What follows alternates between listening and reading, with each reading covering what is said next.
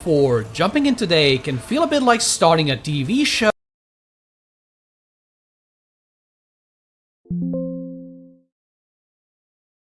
way through Season 6. Is Destiny 2 worth it in 2026? If you're a new player, I think so, yeah. And if you're a returning player, I also think so, yeah. But I'm also not a bitter, jaded ex-Destiny 2 player who's pissed off at Bungie for this, that, or the other. I'm just someone who loves video games. And if you're someone who loves video games, it's kind of hard to not have fun when you play a video game, right? But I am kind of uniquely qualified to talk about this because I just started this character last summer and have been playing through the game to get to the current content. And we just hit Edge of Fate today, so it's been about 7-8 months, something like that. Playing mostly on Sundays, very casually, once or twice a week. I believe we're up to around 85 hours played so far. And today we're in the new content, which is Edge of Fate.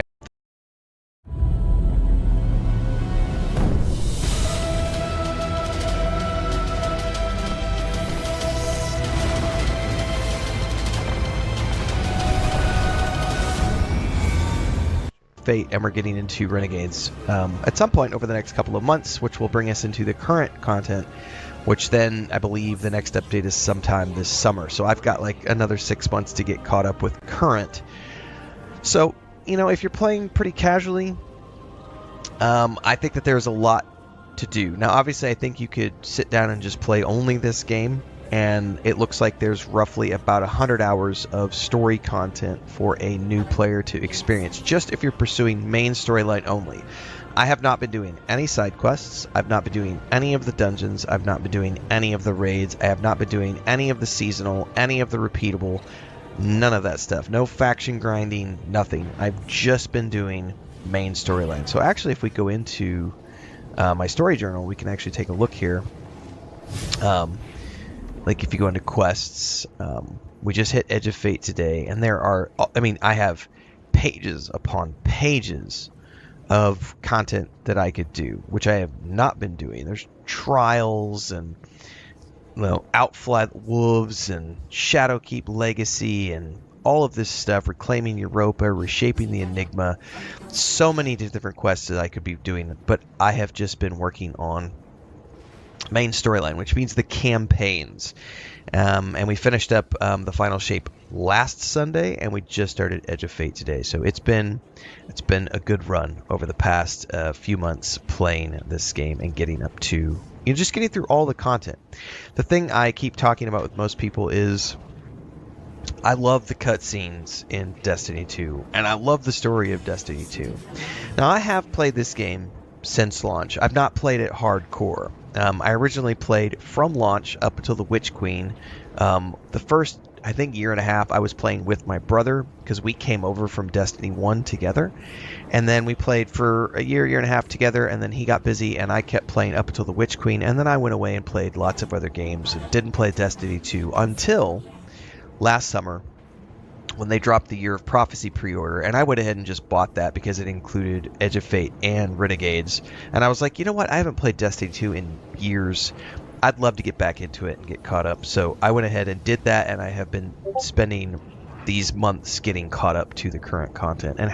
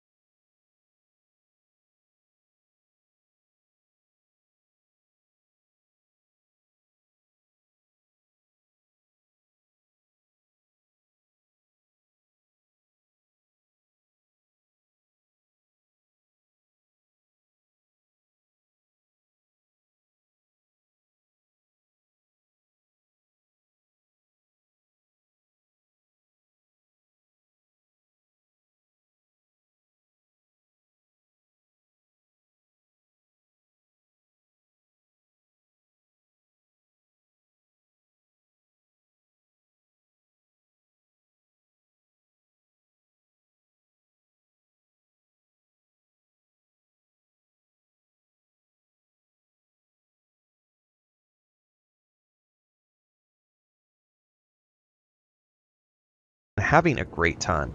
The biggest, I think, fun factor for me has been just the sheer amount of story that there is to go through. Just lots of cutscenes, and with the campaigns, you're just focusing on pursuing main storyline quests with the main characters.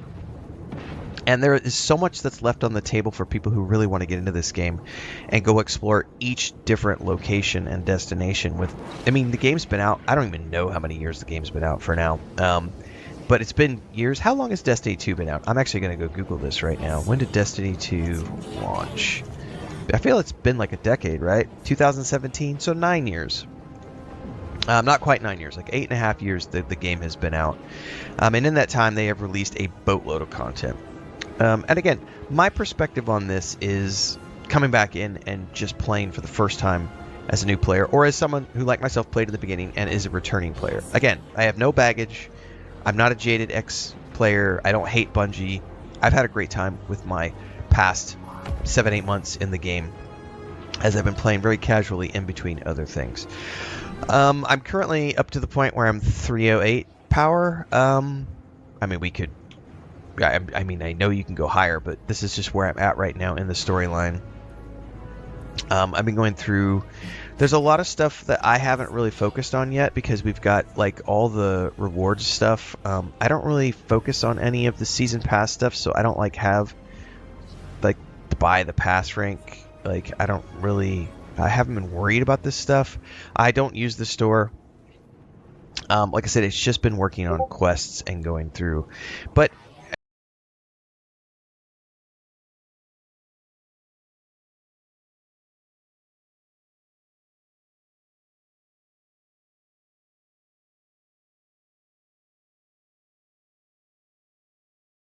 I think the really interesting thing is when you start to look at the world, all of this content that's available, and then of course you also have all the Vanguard operations, the Gambit stuff, Crucible Legends. There's all the class quests you can do, and then just getting into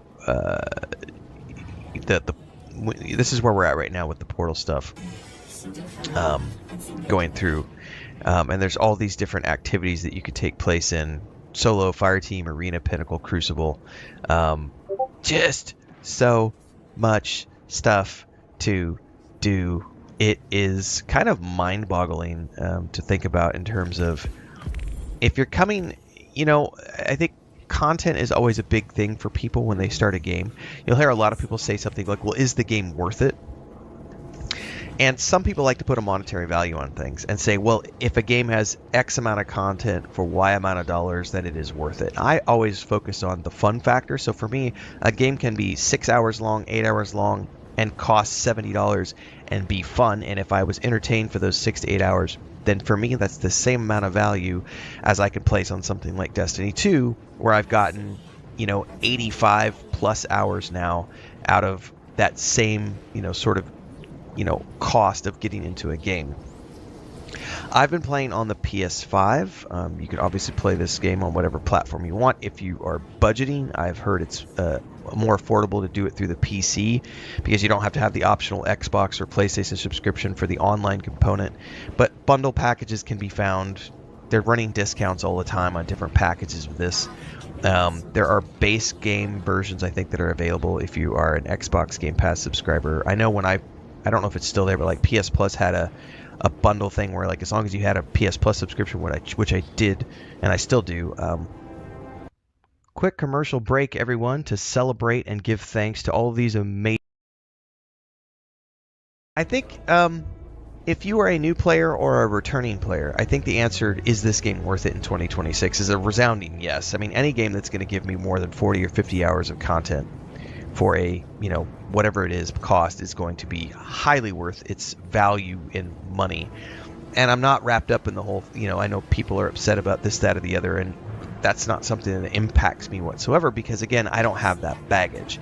I came into this as someone who hadn't played since Witch Queen, and said, hey, there's a whole bunch of stuff I haven't played. There's a whole bunch of content available. There's a new season of content about to drop.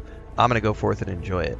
So I think that's the factor for me is for people who are new, this is a great game with awesome cutscenes, fun gunplay, great music, great visuals, lots of different armor options, and things to do. I think the things to do is probably going to be the biggest factor for a lot of people. So I say go out there and have fun if this is something you think that looks like fun for you. There's a lot on the table, and if you really love it, like I said, you can go in and get into all of the different things that you can do in terms of activities and all of the quests that you can get into, because there is just a whole boatload of stuff that you can enjoy.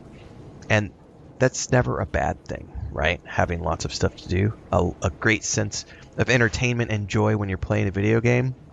What more to ask for, man? It's a good deal. That's why I love video games, because it's a great way to just sit down, kick back at the end of the weekend or at the end of the day, and just immerse yourself in a fun, exciting.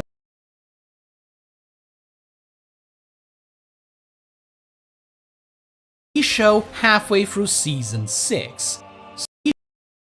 Base 44 super agents. The next thing you can't live without. No setup. Just say hello. Show halfway through Season 6. So the big questions are, can a brand new player actually enjoy Destiny 2 in 2026? Do you need to spend money to have fun, and can you even follow the story anymore? So I jumped in blind, and the answers turned out to be a lot weirder than I expected. The roller coaster started the moment I pressed play. Within minutes, I was drowning in exposition, menus, currencies, abilities, upgrades, DLCs, and oddly enough, legendaries. Somehow I went from a basic starter gun to a legendary bow that felt it could probably one-shot a god. And all of this happened within the first 15 minutes. It was a lot. But as I quickly learned, you don't actually need to understand all of that right away. In fact, the best way to start playing Destiny 2 is to ignore most of the menus and just focus on the one thing the game does best: shooting weird aliens with even weirder guns. Because the moment 30 enemies flood the room, it becomes very obvious why people are still playing this game a decade later. Even in the very beginning, when I had no idea what I was doing, shooting stuff was fun. So much so that I started doing something I normally avoid in these types of games: constantly swapping weapons. And you know what? I am really glad I did, because even the basic guns feel great to use. Which means that when I eventually found a hand cannon that makes enemies explode, which then makes even more enemies explode, I started picking random fights in the overworld just to go bang bang. It was fun, pure and simple. There is, however, one small problem. The supporting characters never, ever stop talking. I cannot tell you how many times I was knee-deep in enemies, having the time of my life, only for the moment to get ruined by pointless chatter. Is coming from another elixir. I'm not sure what's going on. Exiles! But the good news is that you do very quickly learn to tune out the sci-fi gobbledygook. But what you definitely won't tune out is the enemies themselves, because this is another area where Destiny 2 really shines. Not only is there a good variety of enemy factions, but they've also got a bit of that classic Halo DNA in them. They don't just stand around waiting to die. They dodge, fly, wiggle, or run around all over the arena, constantly forcing you to react, which then makes nailing them in the face with a bow even more satisfying. So yeah, I knew going in that Destiny 2 has great gunplay, and I am happy to report that its reputation is completely deserved. But I've also heard a lot of great things about Destiny 2's lore, so even though I knew jumping into the story this late might be messy, I was still excited to dive into the campaign. Was it worth the trouble? Yeah, sort of. The background lore is exactly as interesting as I expected. The little details about the different alien races are genuinely fascinating.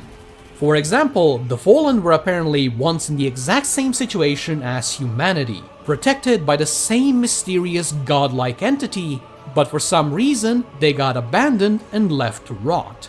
The problem is that Destiny 2 delivers all of this with the same grace as a nervous high schooler giving their first presentation.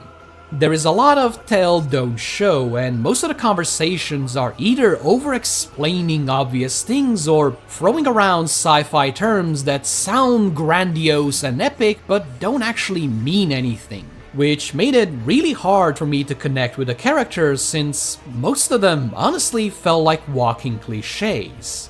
But I was still determined to give the story a fair shot, so I kept pushing throughout the campaign.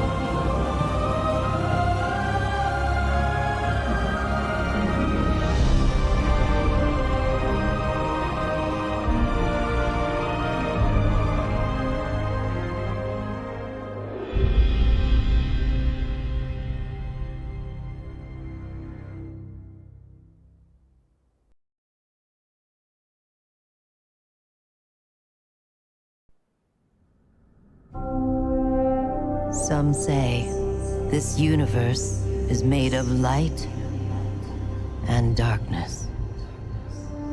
These ancient forces flow through all matter and energy in our solar system and beyond. But we haven't always known this. When the Traveler arrived in our solar system, they called it many things. A ship, a planet, a god.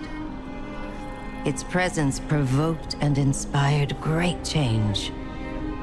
It terraformed several moons and planets. Our lifespans increased threefold. And we launched colony ships to settle worlds beyond our own. This was our golden age. But like all golden ages, it was doomed to collapse. The Traveler was pursued by an ancient enemy, a voice in the darkness. It found us. Humanity lost everything. With the last of its strength, the Traveler pushed back its enemy to create something new. The ghosts. In the dark times that followed the collapse, the ghosts chose the first Lightbearers. Immortal warriors gifted with the power of the Traveler's light. Humanity faced many threats in those days. Invaders from beyond our system arrived in droves. Pirates, called the Fallen, came to scavenge the remains of our golden age. The warlike Cabal came for our territory and resources for conquest. The Hive, ravenous worshippers of death, came to feed their infernal hunger. And the Vex, strange living machines, came to recreate our world in their own brutal image. We fought with each other as well. For a time, chaos reigned. Though in the end, We came together to rebuild, to heal. We built a city under the Traveler, the last safe city of Earth. In this city, humanity lived peacefully in all its forms.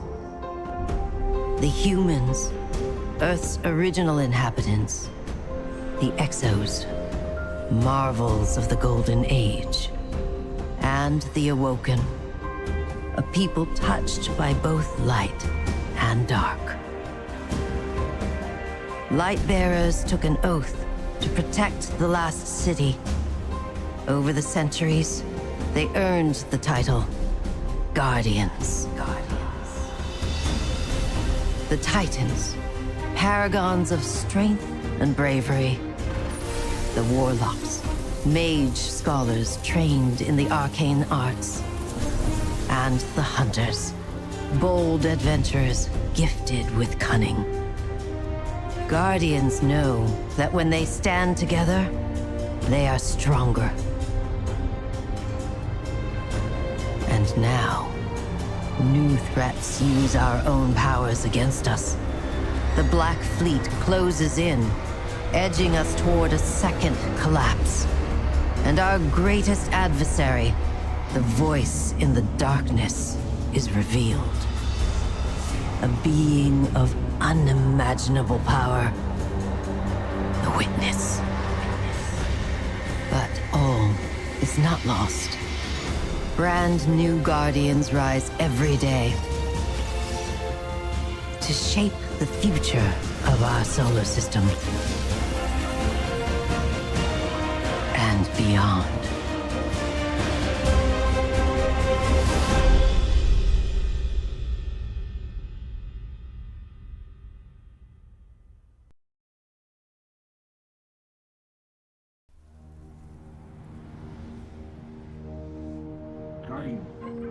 Guardian? Eyes up, Guardian. It worked. You're alive. You don't know how long I've been looking for you. I'm a ghost. Actually, now I'm your ghost. And you? Well, you've been dead a long time. So you're going to see a lot of things you won't understand. This is fallen territory. We aren't safe here. I have to get you to the city. Hold still. Don't worry, I'm still with you. We need to move. Fast.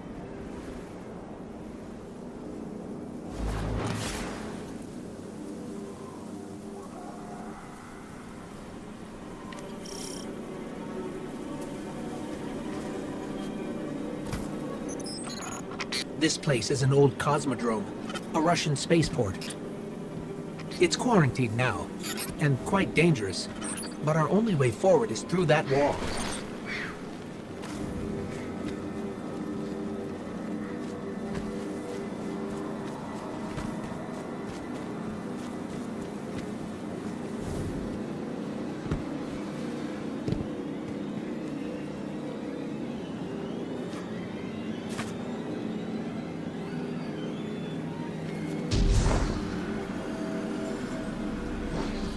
I need to get you back to the city. To do that, we'll need a ship. But first, I need to find you a weapon. Let's keep moving.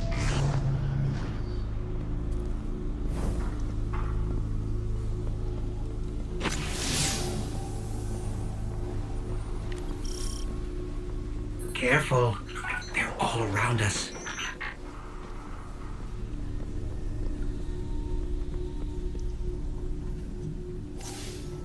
It's a risk, but I'll get us more light. Hard military system, check. Frayed wires and rust, check. When I flip this switch, expect trouble. Not good. Definitely not happy to see us. There's a rifle. Grab it.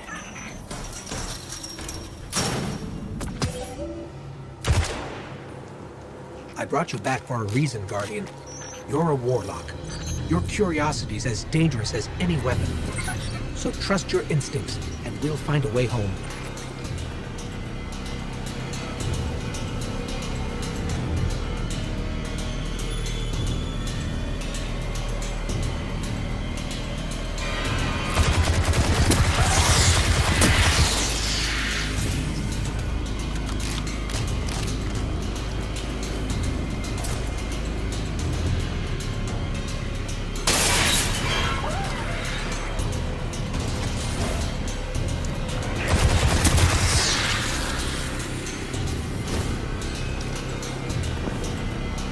Stay focused.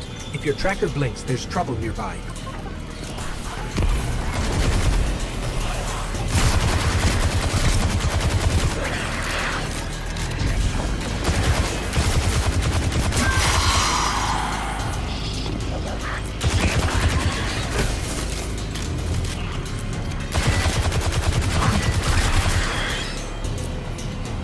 The Fallen are scavengers, alien pirates picking at humanity's remains.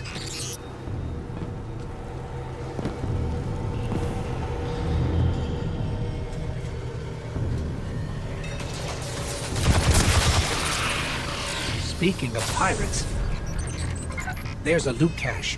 Let's take what's inside.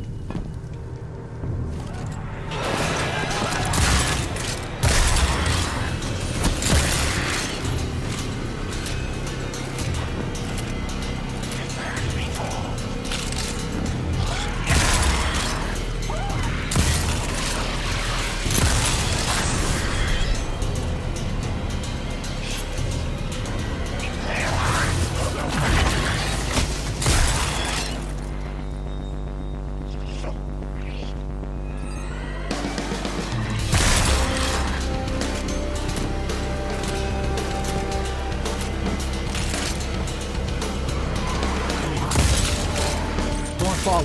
Hit him with everything you've got.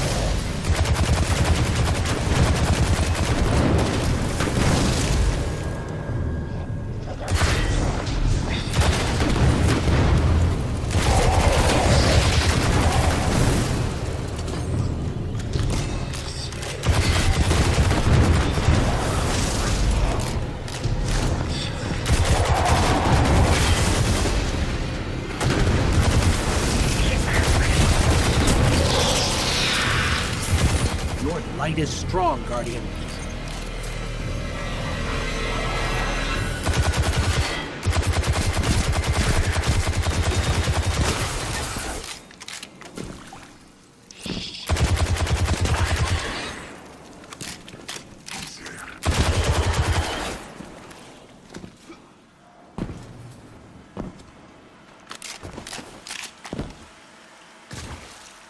Keep pushing forward.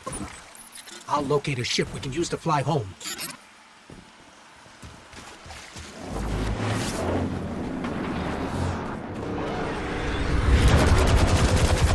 Heads up. A fallen raiding party. We're in more trouble than I thought.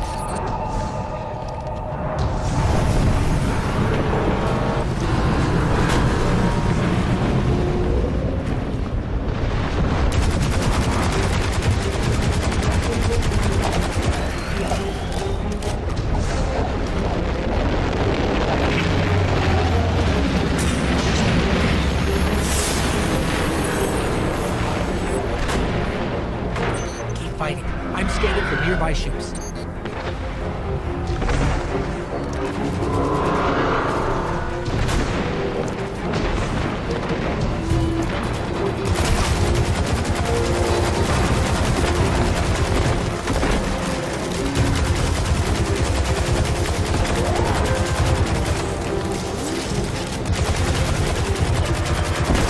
You're doing great. Focus on the fall. No ship, but I'm detecting a friendly signal nearby. They may be able to help. I repeat, this is Shaw Han. My Vanguard operation is compromised. I'm separated from my strike team. Vanguard. They're from the last city. Shaw, where are you? We can help. Cass, Maeve, if you're hearing this, rendezvous at the following coordinates. Something's interfering. I don't think he heard us, but I've got a lock on his location.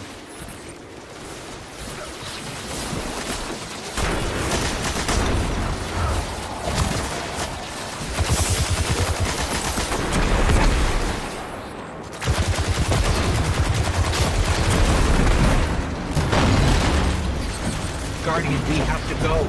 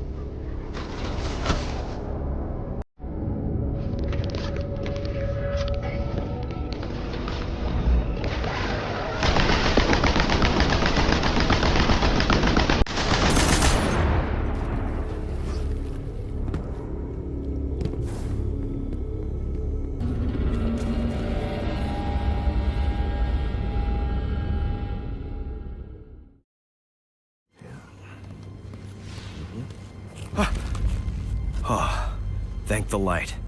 I didn't think we had other Guardians on patrol here. Listen, my fire team's missing. I need backup, and... Oh, you're fresh out of the grave, aren't you? We heard your distress call. We're here to help. Brave. I like it. Tall order for your first day, though. Doesn't help that I rushed the perimeter scans, and now... I need to locate my team before there's nothing left to find. Sit tight. I'll get you to the city soon enough. I've made it this far. Let me help. I get it. Nobody likes to be sidelined. Guardians are stronger together. Isn't that right? You sound like Commander Zavala. All right then. Load up. This is gonna get dicey. But do what I say, and we'll get through it. We won't let you down. Follow my signal.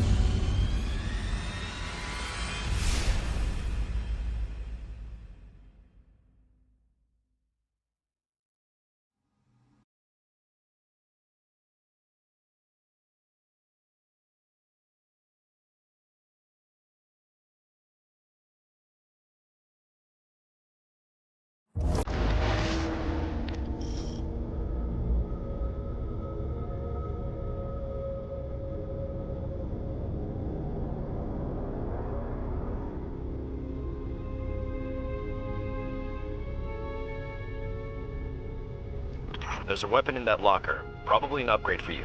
Grab it and head to my location.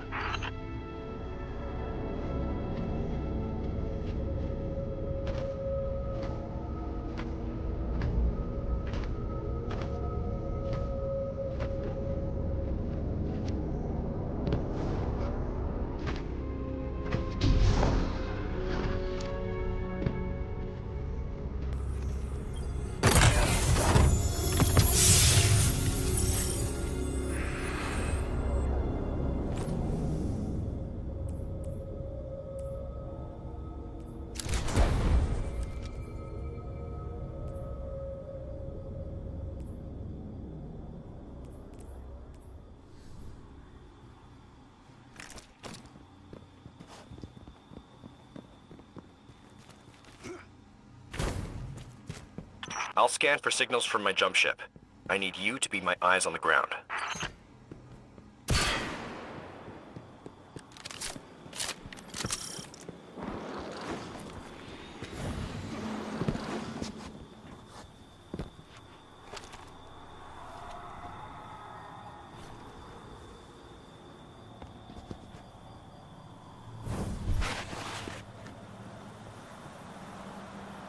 Something's causing interference. My scanner's shot.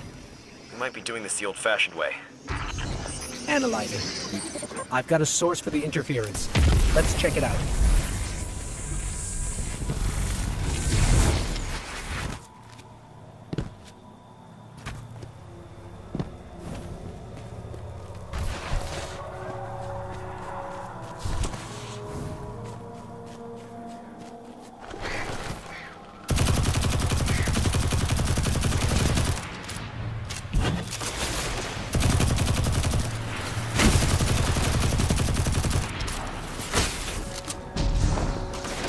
Get the fallen off that thing.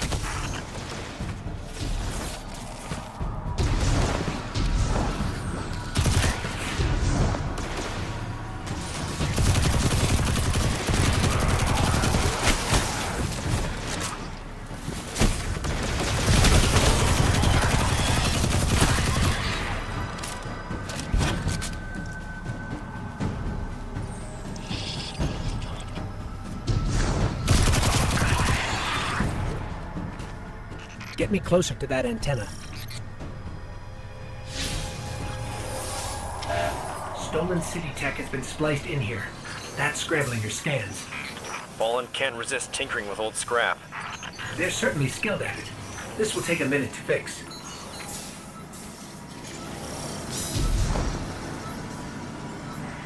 Hold them off while I work on this.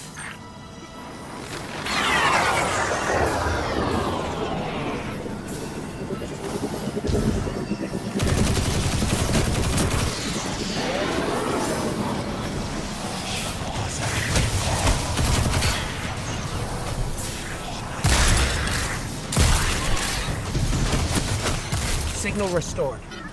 Damn. Fire team signals are missing and last known locations are nowhere near each other. They wouldn't split up unless things got real bad. I'll track Cass. You find Maeve. Sending coordinates now.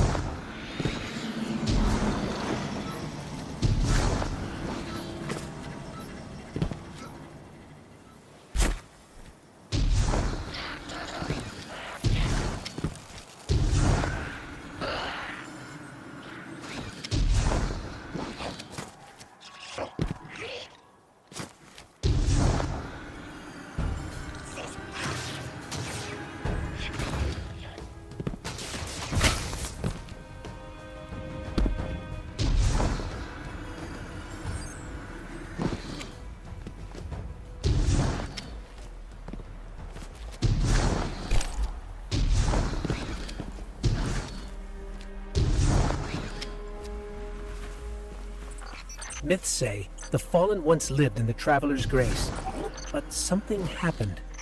The Traveler left them, and that brought ruin to their civilization. They've come all this way chasing what they lost, hoping to get it back, or take it from us.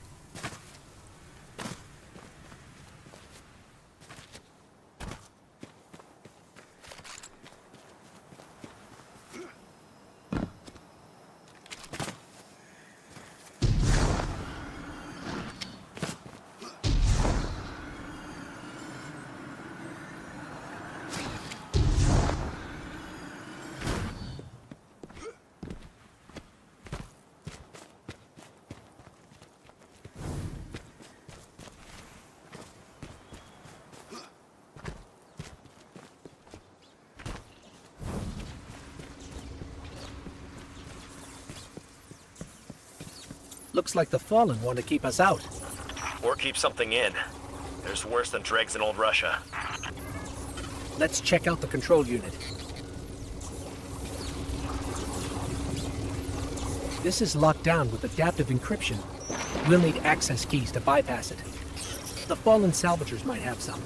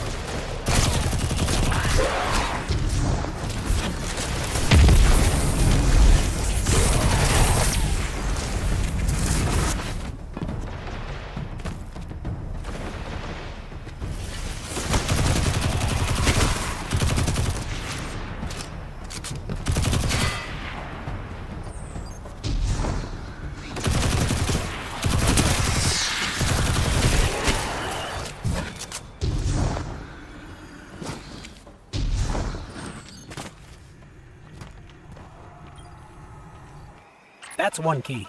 We need 2 more.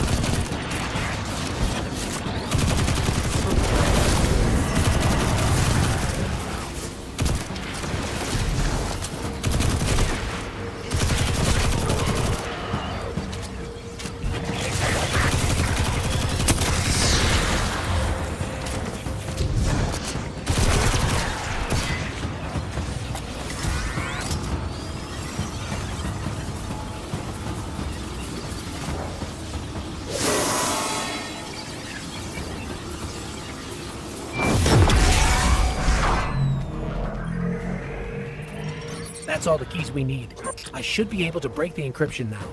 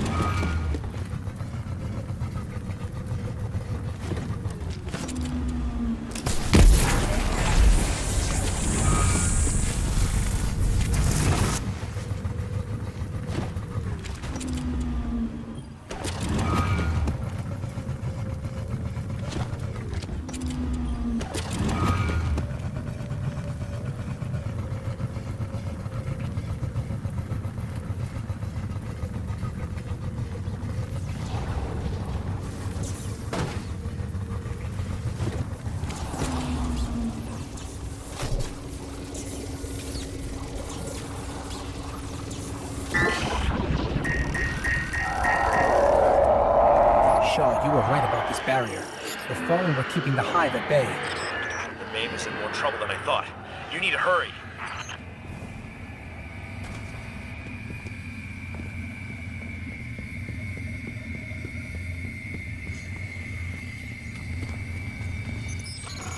This is a powerful surge of arc energy. Whatever's causing it, even transmats won't get through right now. Hive contact.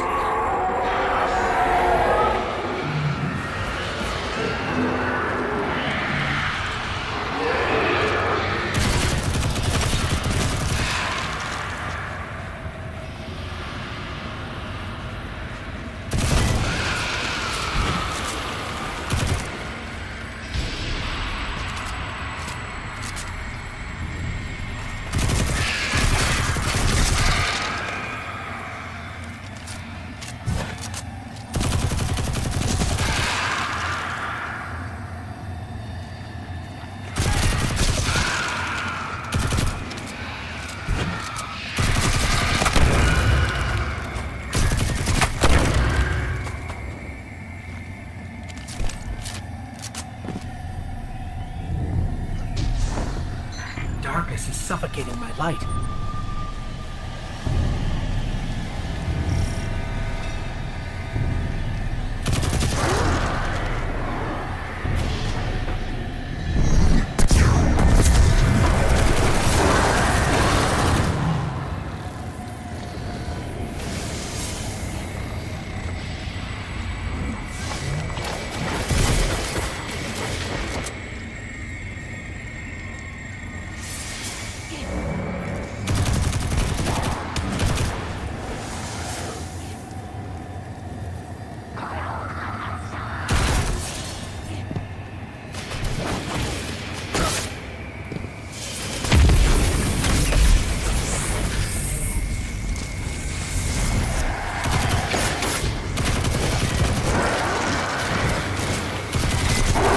Maeve signal is just ahead.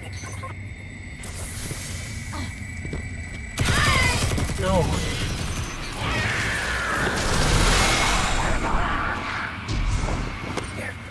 There may still be light left in her ghost. Shaw, I'm sorry. We were too late. I was too.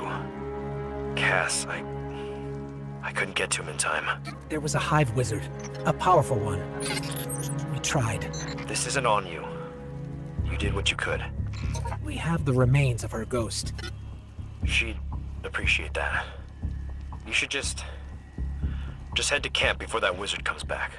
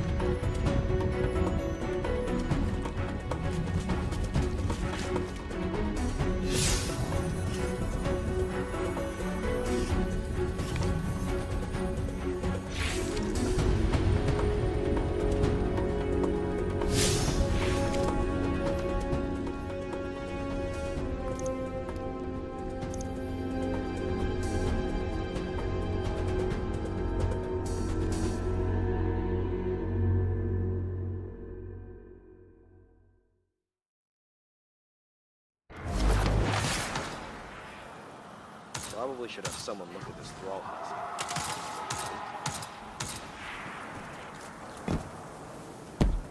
Glad to see you friendly. Even the light has limits. Sometimes you don't come back. That hive you saw was a powerful wizard named Navota. Didn't expect to run into something that strong, and I was...